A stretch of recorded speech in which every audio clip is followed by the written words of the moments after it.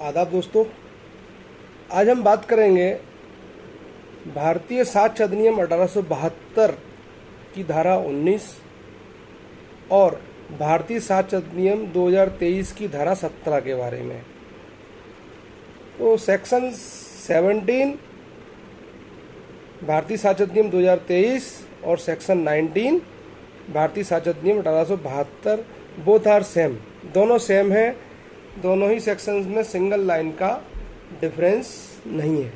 तो सेक्शन 19 क्या कहता है? सेक्शन 19 ये कहता है कि वे कथन जो उन व्यक्तियों के द्वारा किए गए हैं जिनकी स्थिति वाद के पक्षकारों के विरुद्ध साबित करना आवश्यक है, और वे कथन ऐसे व्यक्तियों द्वारा तब किए गए हैं जब वह ऐसी स्थिति या दायित्व ग्रहण किए हुए हैं। उस समय अगर वो कथन करते हैं तो उनको स्वीकृति माना जाएगा। अब चूंकि इस सेक्शंस को अगर हम लॉ की भाषा में पढ़ें तो थोड़ी क्लिष्ट है, लेकिन एक बार पढ़ लेते हैं, फिर मैं आपको इसको सिंपल लैंग्वेज में समझाऊंगा। और मेरा दावा है कि एक बार जब आप इस वीडियो को देख लेंगे तो ये सेक्शन हमेशा के लिए क्लियर हो जाएगा। क्या कहता है ये सेक्शन? कि admission by person whose position must be proved as against party to suit. वे कथन जो उन व्यक्तियों द्वारा किए गए हैं जिनकी वाद के किसी पक्षकार के विरुद्ध स्थिति या दायित्व साबित करना आवश्यक है, स्वीकृतियां हैं यदि ऐसे कथन ऐसे व्यक्तियों द्वारा या उन पर लाए गए वाद में ऐसी स्थिति या दायित्व के संबंध में ऐसे व्यक्तियों के विरुद्ध सुसंगत होते, यदि वे उस समय किए गए हों जबकि उन्हें करने वाला व्यक्ति ऐसी स्थिति ग्रहण किए हुए है या ऐसे दायित्व के अधीन है। तो क्या कहता है ये सेक्शन?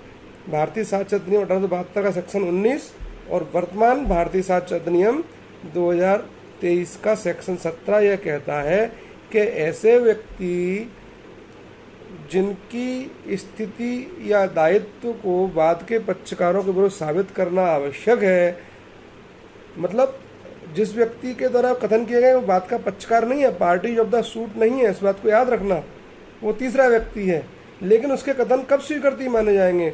उसके कथन स्वीकृति जब माने जाएंगे जो पार्टी ऑफ द सूट हैं उनके विरोध में उसका स्टेटस क्या था, उसकी स्थिति क्या थी, और उसके स्टेटस और स्थिति को साबित करने के पश्चात ही यह प्रश्न डिसाइड हो सकता है कि भैया इन पक्षकारों के बीच में जो वाद है उसको कैसे प्रूव किया जाए। For example, mister A mister B से कहते हैं कि आप जाइए मिस्टर सी से किराया कलेक्ट कीजिए, वह मेरा किराएदार है। अब मिस्टर बी क्या करते हैं? सी से किराया कलेक्ट नहीं करते। अब मिस्टर ए मिस्टर बी के विरुद्ध सूट लेकर आते हैं कि भाई तुमने कॉन्ट्रैक्ट का उल्लंघन किया, आपको किराया वसूलना था, उससे किराया नहीं वसूला इसलिए मैं तुम्हें पेमेंट नहीं करूँगा, तुमको मुझे कंपनसेशन देना होगा। अब सूट किसके बीच में आया? ए और बी के बीच में। ए कौन है? मकान का मालिक। बी कौन है? वह व्यक्ति जो ए की ओर से किराया कलेक्ट करता है। और सी कौन है? जिससे बी को किराया कलेक्ट करना था। लेकिन सी इस पार्टी में, इस सूट में पार्टी नहीं है, इस बात को ध्यान रखना है। अब सी जो कुछ कहता है क्या वह एडमिशंस के रूप में पक्षकारों के विरुद्ध लिया जा सकता है क्या? बस यही इस सिद्धांत में, इस धारा में समाहित है।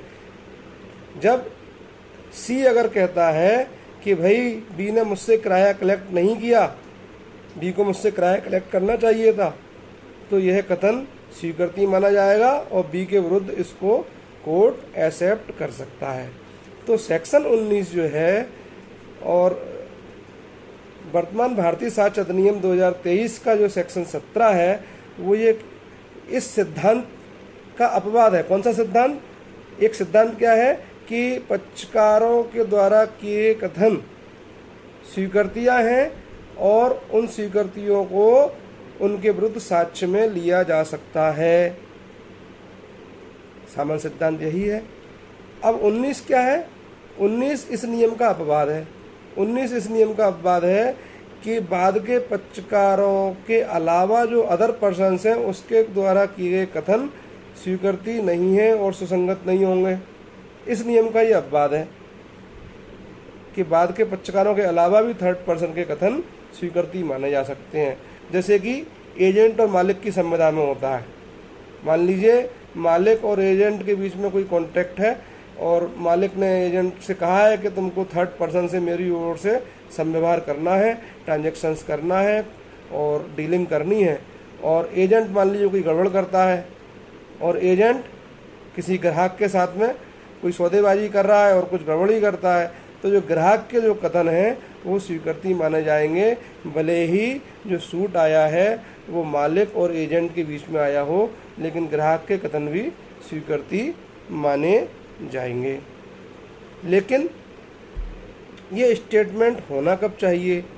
सीधी सी बात ये है कि वो स्टेटस उस समय वो ग्रहण किए हो, यानी किराया कलेक्शन का जो काम उसको सौंपा गया था वो संविदा अभी ख़त्म नहीं होनी चाहिए, उस संविदा के दौरान में वो कथन किए गए हों, वो एजेंट की भूमिका में हो व्यक्ति, किराया कलेक्शन करने वाले व्यक्ति की जो भूमिका उसको सौंपी गई हो उस भूमिका में रहना चाहिए, उसकी भूमिका ख़त्म नहीं होनी चाहिए।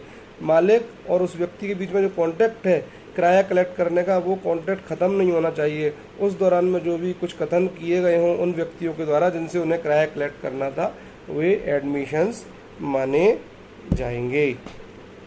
तो मित्रों, ये हुआ आपका भारतीय साक्षरता नियम 1872 का सेक्शन 19 और वर्तमान भारतीय साक्षरता नियम 2023 का सेक्शन 17। इसमें कोई डिफरेंस नहीं है, बोथ आर सेम, तो घबराने की आवश्यकता नहीं है।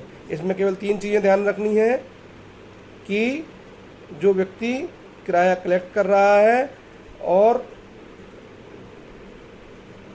जिस व्यक्ति ने जो कथन किया है मिस्टर सी, वो उसमें किराएदार होने चाहिए। पहली बात ऐसे समझें आप इसको, मिस्टर ए ने मिस्टर बी से कहा किराया कलेक्ट कर लाइए, सी से किराया कलेक्ट करके लाइए। अब सी ने जो भी कुछ कथन किए हैं वो उसका वो होने चाहिए जब वो किराएदार था। किराएदार ना रहने के बाद में अगर वो कथन करता है तो वो एडमिशंस नहीं माने जाएंगे। बात समझ में आई? अब इसमें जो लाइन दी है कि भाई उन व्यक्तियों द्वारा किए गए कथन स्वीकृति हैं जिनकी स्थिति बाद के पक्षकारों के विरुद्ध साबित की जानी चाहिए। अब क्या मतलब है इसका? मतलब ये है कि मिस्टर ए और मिस्टर बी के बीच में सूट आया है, किस बात का? कि भैया मिस्टर बी तुमने सी से किराया कलेक्ट नहीं किया। तो पहला इशू क्या बनेगा इसमें? पहला इशू तो यही बनेगा ना, क्या मिस्टर सी मिस्टर ए के किराएदार हैं? अगर वो किराएदार ही नहीं है तो सूट किस बात का फिर? तो पहला इशू इस बात का बनेगा, क्या मिस्टर सी मिस्टर ए के किराएदार हैं, यानी उसका स्थिति और दायित्व साबित करना जरूरी है। कब? जब इनके बीच में सूट आया है। जब उसकी स्थिति दायित्व साबित हो जाएगी तो फिर उस व्यक्ति के द्वारा जो भी कथन किए गए हैं वो एडमिशंस हैं। शर्त केवल ये है कि उसने कब किए हो? जब उस किराएदार की पोजीशन में वो हो। अगर वो किराएदार की पोजीशन में नहीं है तो फिर उसके कथन की स्वीकृति नहीं माने जाएंगे। बहुत बहुत धन्यवाद।